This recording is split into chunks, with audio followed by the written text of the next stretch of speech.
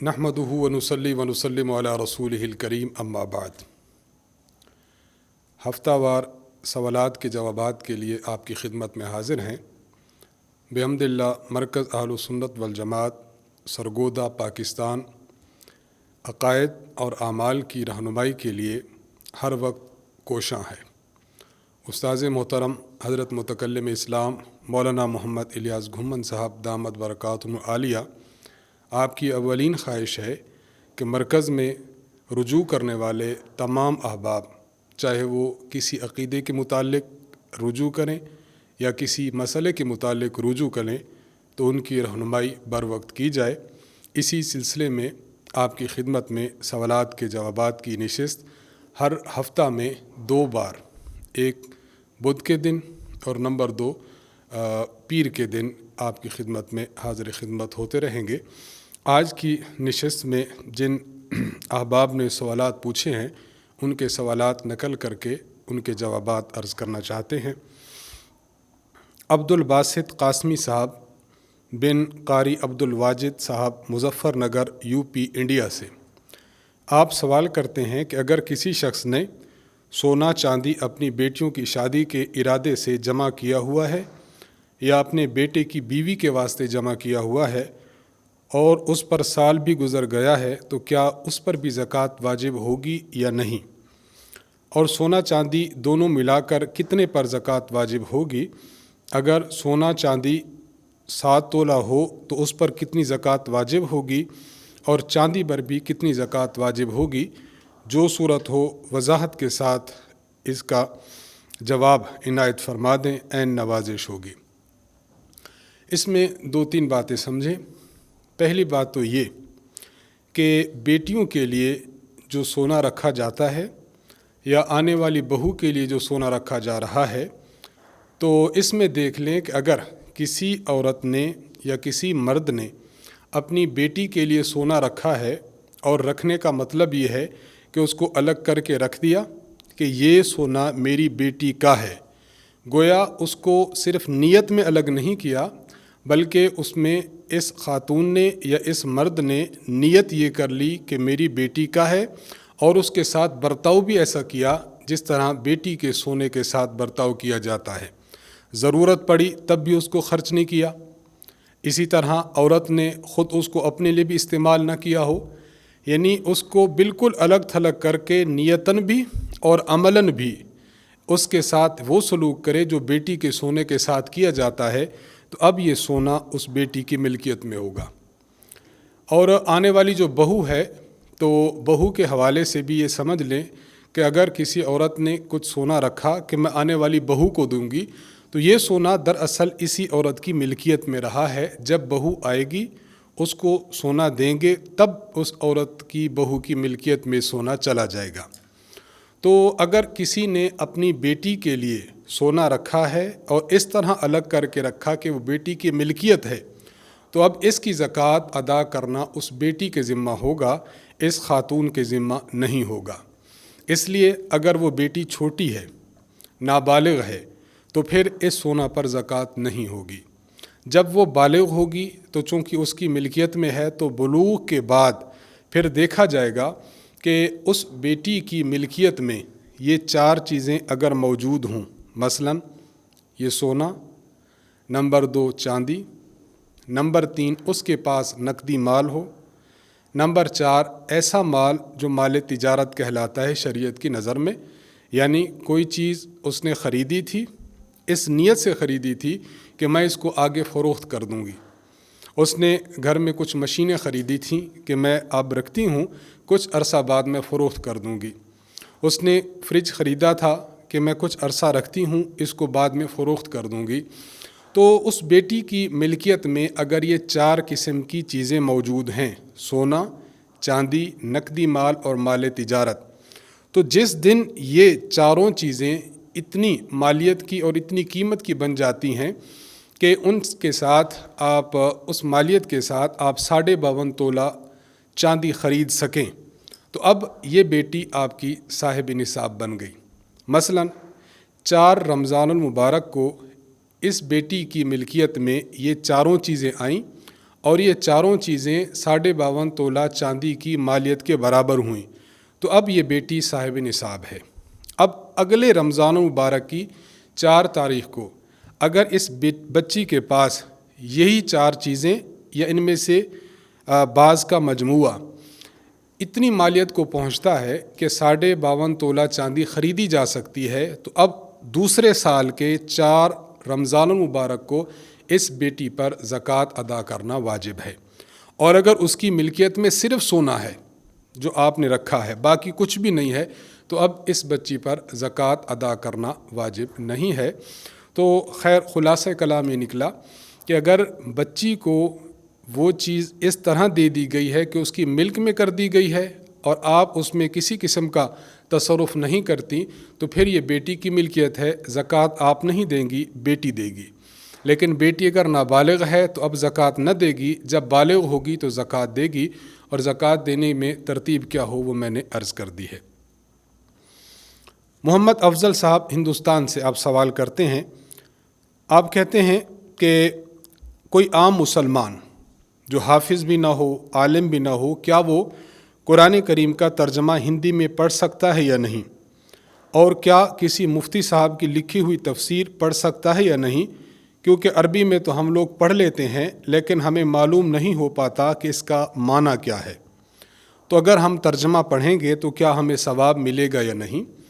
دیکھیں، قرآن کریم کا ترجمہ ہے، قرآن کریم کی تفسیر ہے، اس کو پڑھا جائے تو اس کا ثواب ہے۔ اگر کوئی غیر عالم ہے، صرف حافظ ہے اور قرآن کریم کے الفاظ بھی پڑھتا ہے اور ساتھ ساتھ قرآن کریم کی تفسیر بھی کسی مستند مفتی صاحب کی، کسی مستند عالم صاحب کی پڑھتا ہے تو اسے پڑھنے میں ضرور بے ضرور ثواب ملے گا، اور اگر پڑھ کر قرآن مجید پر عمل بھی کرتا ہے تو ثواب دوگنا ہو جائے گا۔ تو اس شخص کے لیے قرآن کریم کا ترجمہ پڑھنا بالکل جائز ہے، بلکہ پڑھنا بھی چاہیے۔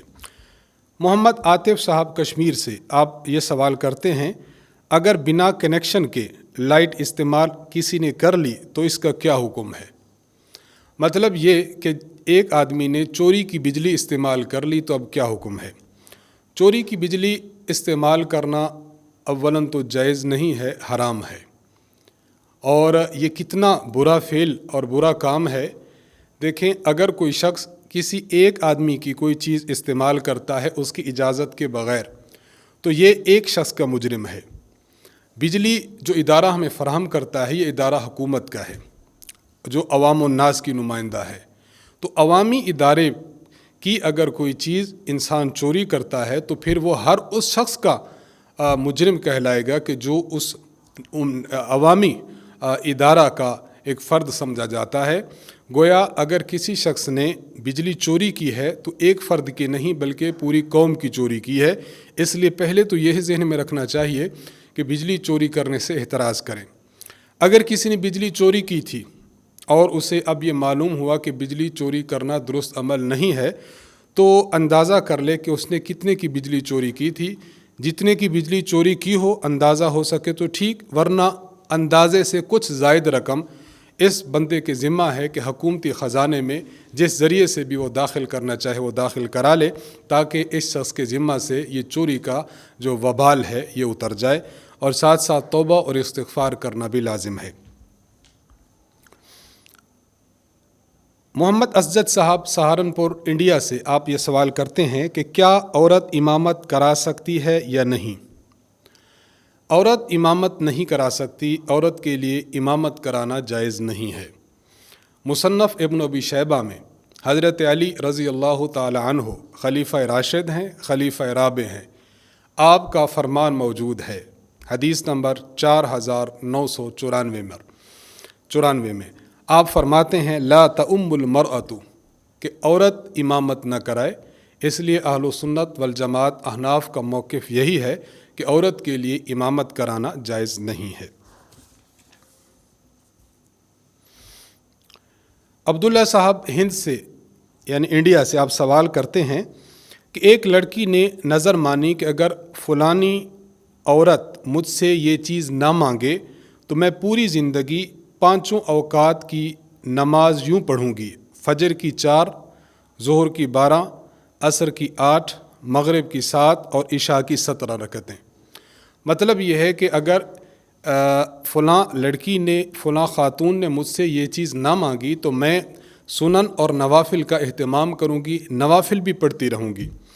اتفاق سے فلاں عورت نے وہ چیز اس سے نہیں مانگی تو کیا نظر پوری ہونے کی وجہ سے زندگی بھر پانچوں اوقات کی نمازیں باما سنن اور نوافل کے اس عورت کے ذمہ ادا کرنی ہوں گی، یا اس کو کوئی چھوٹ مل سکتی ہے؟ کیونکہ یہ بڑا مشکل ہے ہر وقت کی پوری رکعت ادا کرنا۔ چونکہ اس خاتون نے یہ منت مانی کہ اگر فلاں عورت نے مجھ سے یہ چیز نہ مانگی تو میں پوری زندگی یہ کام کرتی رہوں گی، یہ نوافل پڑھتی رہوں گی۔ اگر اس نے اس سے وہ چیز نہیں مانگی اس دوران، تو اب اس عورت کے ذمہ ہے کہ جو منت اس نے مانی تھی اس منت پر عمل پیرا ہو۔ اب اس کے ذمہ ہے کہ یہ پوری زندگی ان نوافل کا ضرور بے ضرور اہتمام کیا کرے، یہ کسی صورت اس سے ساکت نہیں ہوں گی۔ محمد عثمان صاحب، آپ حیدرآباد انڈیا سے سوال کرتے ہیں کہ بچے کی ولادت کے وقت بچے کے کان میں اذان دینے کی شرعی حیثیت کیا ہے؟ جامع ترمذی میں حدیث نمبر 1514 میں حضرت ابو رافع رضی اللہ تعالی عنہ ارشاد فرماتے ہیں کہ میں نے رسول اللہ صلی اللہ علیہ وسلم کو دیکھا کہ آپ علیہ الصلاۃ والسلام نے حضرت حسن بن علی رضی اللہ تعالی عنہما کے کان میں اذان کہی جب حضرت فاطمہ رضی اللہ تعالی عنہا کے ہاں حضرت حسن کی پیدائش ہوئی، اور آپ نے اذان جو نماز کے لیے دی جاتی ہے وہ اذان آپ نے کہی ہے۔ اس روایت پر امام ترمذی رحمہ اللہ نے جو حکم لگایا وہ حسن صحیح کا لگایا کہ روایت حسن صحیح ہے، یعنی قابل عمل اور قابل اعتبار ہے۔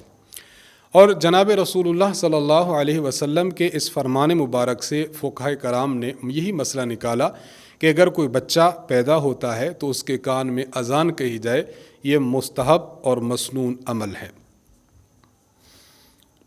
محمد عدنان صدیق صاحب، آپ فیصل آباد پاکستان سے سوال کرتے ہیں، اگر مسافر مقتدی کسی مقیم امام کی اقتداء میں 4 فرائض پڑھے لیکن مقتدی کی نماز فاسد ہو جائے تو مقتدی انفرادی نماز پوری پڑھے گا یا قصر کرے گا؟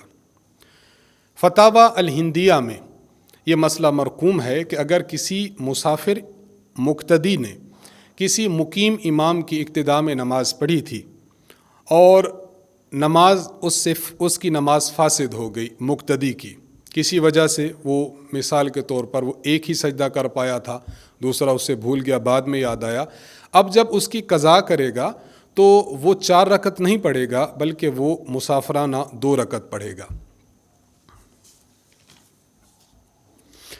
محمد کاشف صاحب کراچی سے آپ سوال کرتے ہیں کہ میری چھوٹی سالی کو اس کے خاوند نے طلاق دی ہے، لڑکی ان دنوں میں پریگننٹ ہے، کیا پریگننسی میں بھی طلاق واقع ہو جاتی ہے یا نہیں؟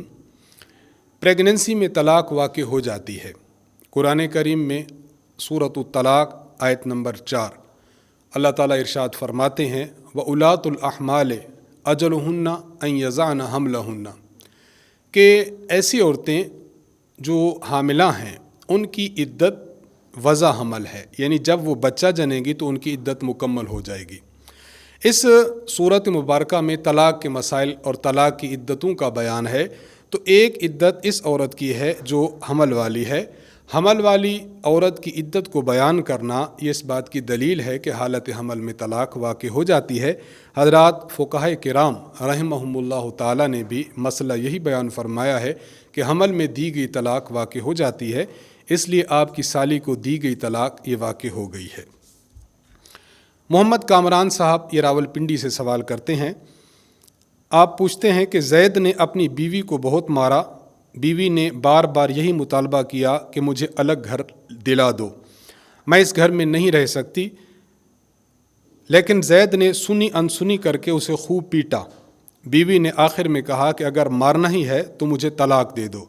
زید نے کہا میں تمہیں طلاق دے دوں گا، اتنی جلدی بھی کیا ہے؟ زید اس قسم کے الفاظ پہلے بھی بولتا رہتا ہے کہ میں تمہیں فارغ کر دوں گا، تمہیں طلاق دے دوں گا۔ سوال یہ ہے کہ ان الفاظ سے طلاق واقع ہو جاتی ہے یا نہیں؟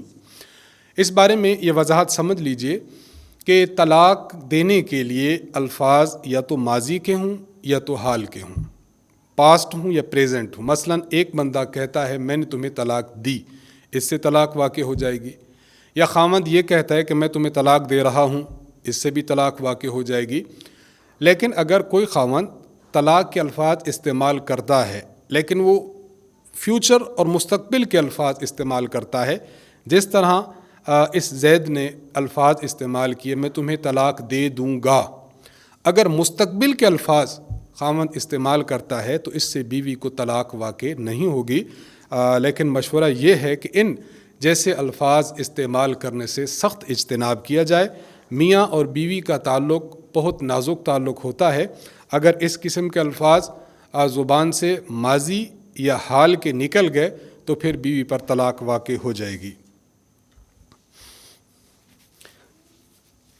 شاہد کریم صاحب یہ رحیم یار خان سے سوال کرتے ہیں، آپ پوچھتے ہیں کہ عدت کے دوران عورت گھر سے باہر جا سکتی ہے یا نہیں؟ اس کے گھر کے قریب ہی ایک گھر ہے جس میں وہ کپڑے دھونے اور برتن دھونے کا کام کرتی ہے۔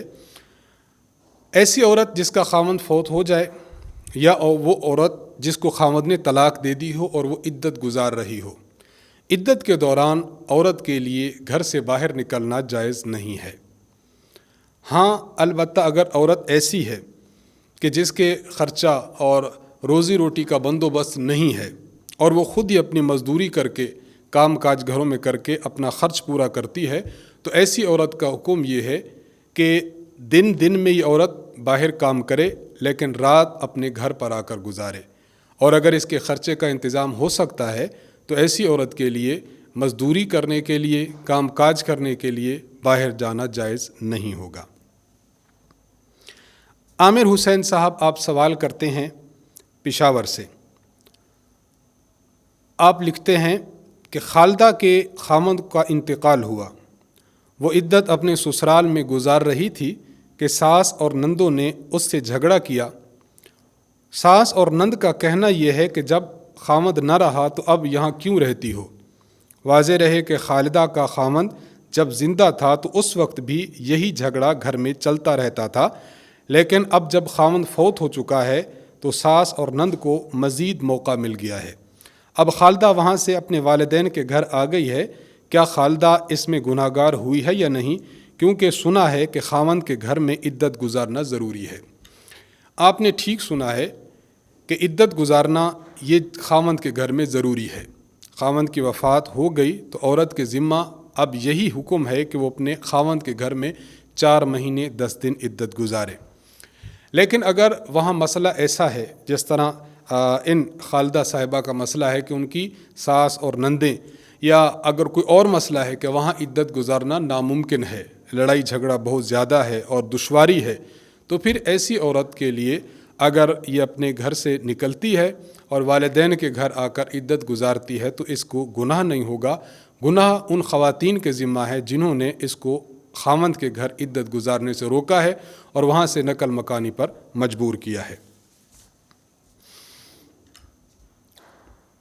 جویریہ بشیر انگلینڈ سے آپ سوال کرتی ہیں کہ نماز کا وضو کرتے ہوئے 3 بار اعضاء کو دھونا تو سنت ہے، لیکن اگر کوئی شخص 3 بار سے زائد اپنے اعضاء کو دھوئے، مثلا 4 یا 5 بار، تو ایسا کرنا درست ہے یا نہیں؟ سنن نسائی میں حضرت عبداللہ بن عمرو رضی اللہ تعالی عنہ سے روایت ہے، حدیث نمبر 140۔ حضرت عبداللہ بن عمرو رضی اللہ تعالی عنہ فرماتے ہیں کہ ایک دیہاتی مسلمان جناب نبی کریم صلی اللہ علیہ وسلم کی خدمت میں حاضر ہوا اور آ کر اس نے وضو کے متعلق سوال کیا کہ یا رسول اللہ مجھے وضو بتلائیے۔ حضور علیہ الصلاۃ والسلام نے 3 بار اپنے اعضاء کو دھویا اور اس کو دکھایا اور ارشاد فرمایا ہاکذا الوضو، کہ تم نے وضو کرنا ہے تو اس طرح کرنا ہے۔ اور حضور علیہ السلام نے پھر اس پر ارشاد فرمایا فمن زاد علی ذالک فقد اساء وتعدى وظلم، 3 بار اعضاء دھونے سے زائد جو بندہ دھوئے گا 4 بار 5 بار تو پھر اس نے برا کام کیا، اس نے حد سے تجاوز کیا اور اس نے ظلم کا کام کیا۔ اس لیے 3 بار ہی اپنے اعضائے وضو کو دھونے پر اکتفا کیا جائے۔ 3 بار سے زائد دھونا یہ خلاف سنت، اسراف اور گناہ ہے، اس سے بہر صورت بچنا چاہیے۔ خدا بخش صاحب سکھر سے آپ سوال کرتے ہیں، میری کریانے کی دکان ہے، کئی بار ایسا ہوتا ہے کہ دکان کے آگے لوگ جنازہ لے کر جا رہے ہوتے ہیں، اب جنازہ کو دیکھ کر کھڑا ہونا چاہیے یا نہیں؟ اگر آپ نے جنازہ میں شرکت کرنی ہے تو پھر تو کھڑے ہو جائیں اور کھڑے ہو کر جنازے کے ساتھ چل دیں، اور اگر آپ نے جنازے میں شرکت نہیں کرنی تو پھر آپ کھڑے نہ ہوں، آپ اپنی دکان پر بیٹھے رہیں۔ جمیلہ نذیر ہندوستان سے آپ 2 سوال کرتی ہیں۔ پہلا سوال یہ کہ میری ایک رشتہ دار ہیں، ایک مرتبہ ان پر کسی نے کسی بات کا الزام دھرا کہ آپ نے فلاں بات کی ہے، لیکن وہ انکار کرتی رہیں کہ میں نے ایسا نہیں کہا۔ پھر انہوں نے اپنے 7 سالہ بیٹے کی قسم کھائی کہ مجھے اپنے بیٹے کی قسم میں نے یہ بات نہیں کی، کیا اولاد کی قسم کھانا جائز ہے یا نہیں؟ اولاد کی قسم کھانا ناجائز اور حرام ہے۔ جس عورت نے یہ کام کیا ہے اس نے گناہ کبیرہ کا ارتکاب کیا ہے۔ توبہ اور استغفار کرنا اس عورت پر لازم ہے، اور آئندہ احتیاط کرے کہ اس قسم کی قسمیں نہ کھائے۔ قسمیں یا تو اللہ تعالیٰ کی کھائی جاتی ہیں یا اللہ تعالیٰ کی صفات کی کھائی جاتی ہیں، غیر اللہ کی قسم کھانا یہ ہمارے لیے ناجائز اور حرام ہے۔ دوسرا سوال جمیلہ نذیر صاحبہ یہ کرتی ہیں کہ کیا قرآن کریم کی قسم کھانے سے قسم ہو جاتی ہے؟ جی ہاں، اگر کوئی شخص یہ کہتا ہے کہ میں قرآن کریم کی قسم کھاتا ہوں کہ میں فلاں کام کروں گا، تو اس طرح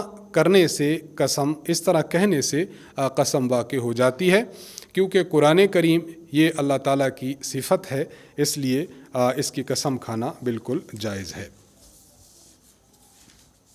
یہ چند سوالات تھے جو ہمارے احباب نے پوچھے تھے۔ اللہ تبارک و تعالیٰ سے دعا ہے کہ اللہ تعالیٰ ہمیں شریعت مطہرہ پر صحیح معنوں میں عمل کرنے کی توفیق عطا فرمائے۔ وآخر دعوانا ان الحمد للہ رب العالمین۔